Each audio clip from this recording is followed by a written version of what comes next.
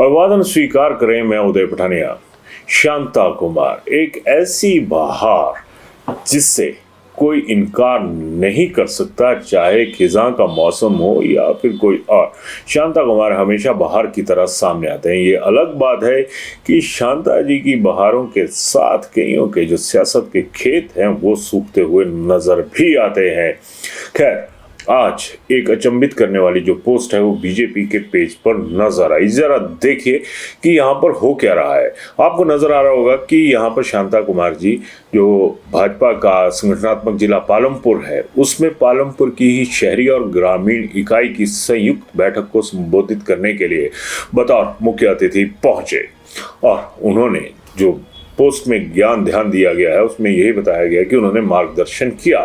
खैर, अब बात आती है कि शांता कुमार जी ने तो कुछ अर्सा पहले कह दिया था कि मैं अब सक्रिय राजनीति से विदाई चाहता हूं या फिर विदाई ले रहा हूं, लेकिन उसके कुछ महीने बाद उन्होंने इच्छा जताई कि मेरी अगर कोई इच्छा पूछेगा तो मैं ये कहूँगा कि मैं पालमपुर में भाजपा को जीतता हुआ देखूं। बाद में ये कयास भी लगे कि शांता कुमार जी कहीं चुनाव लड़ने के मूड में तो नहीं है, लेकिन भाजपा है, इसकी सियासत कब बदल जाए कुछ कहा नहीं जा सकता। 75 साल का फार्मूला था, तमाम लोगों पर लागू हुआ, लेकिन प्रधानमंत्री नरेंद्र मोदी जी के 75 साल पूरे होने के बाद अब वो फार्मूला फिर अधूरा नजर आ रहा है। हालांकि 10-15 साल बड़े हैं शांता कुमार और इस उम्र में भी उनमें जो ऊर्जा है, उनकी जो सोच है, वो मौजूदा जवान नेताओं को तो एक तरह से मात देती हुई नजर आती है।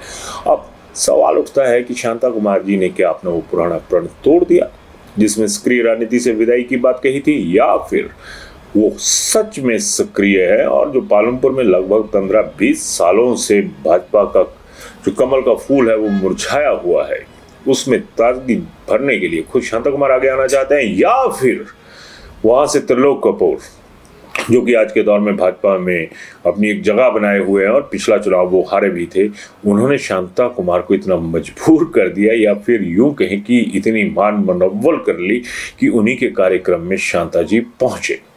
और अब क्या शांता जी का जो आना है वो आपको क्या लगता है? क्योंकि सियासत है, इसमें कुछ भी क्यास नहीं लगाया जा सकता। वो सियासत ही क्या जिसकी भनक हासिल कर ली जाए, लेकिन जो ये भनभनाहट सी शुरू हुई है ना, इसमें कई भनकें तो नजर आ रही हैं।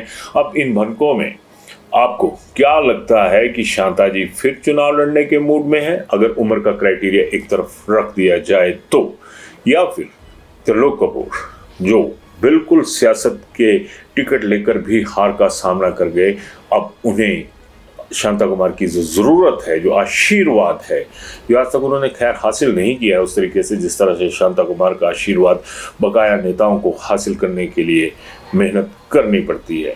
तो अब देखने वाली बात यहाँ पर एक और भी है, क्या हिमाचल भाजपा अब उन चीज़ों से, उन फार्मूलों से दूरी बना रही है, या फिर उसकी कोई मजबूरी है 2027 के लिए कि शांता जी जो चुपचाप तो नहीं कहा जा सकता खैर, लेकिन किनारे पर बैठकर जो सियासत का समंदर है इसकी लहरों को देख रहे हैं, उनकी लहरों के सहारे भाजपा जिला कांगड़ा में एटलीस्ट उस लहर की उम्मीद कर रही है जिसमें वो कांग्रेस पे कहर बरपा सके, या फिर ये मजबूरी है भाजपा की कि वो अभी भी इतनी मजबूत नहीं है जिस तरह से शांता कुमार के वर्चस्व की ज़रूरत पड़ गई। क्योंकि इसका भी एक पुराना सबूत है, जब प्रधानमंत्री नरेंद्र मोदी ने बनना था तो पहली दफा शांता कुमार को उम्र के क्राइटेरिया से आगे बढ़कर टिकट दी गई थी। हालांकि अलग बात है कि जब दूसरा कार्यकाल आया तो शांता कुमार जी इस रेस से बाहर कर दिए गए थे।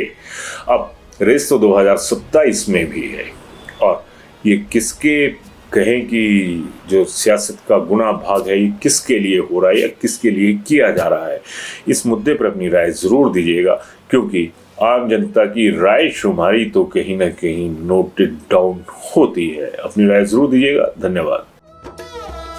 शिमला होटल, घर के बाहर घर जैसा अपनापन। अपने वेकेशंस को सुनहरी यादों में पिरोएं शिमला होटल के साथ।